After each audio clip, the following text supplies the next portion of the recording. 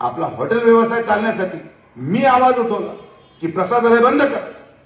फार अख्ख्या जगामध्ये माझ्यावर टीका झाली, म्हणजे हा प्रसाद आहे. अरे प्रसाद काय असतो?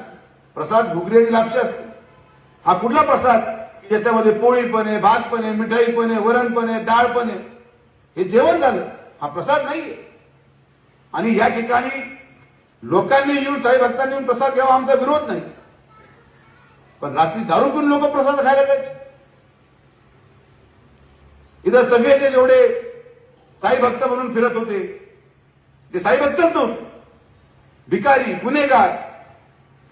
जेवायचं, 500 रुपये झोपायचं, परत सकाळी आपल्या कामाला लागायचं. हे बंद होणार, हे बंद झालं पाहिजे.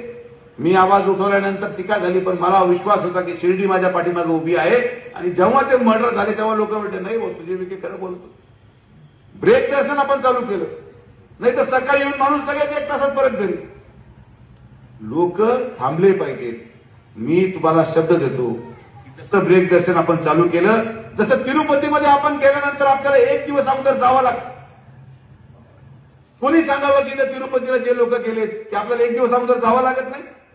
ऑनलाईन बुकिंग असली तरी 1 दिवस अगोदर, काही काही ठिकाणी 2 दिवस अगोदर. माझी मागणी हीच आहे की जे लोक शिर्डीमध्ये पासद्वारे दर्शन करतात त्यांनी 1 दिवस येऊन अगोदर शिर्डीला मुक्काम केलाच पाहिजे, तर आपला व्यवसाय चालेल, ही आपली मागणी आहे.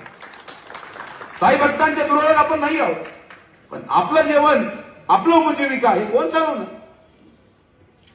शिर्डीमध्ये कोणी सुरक्षित नाही अशी भावना निर्माण झाली.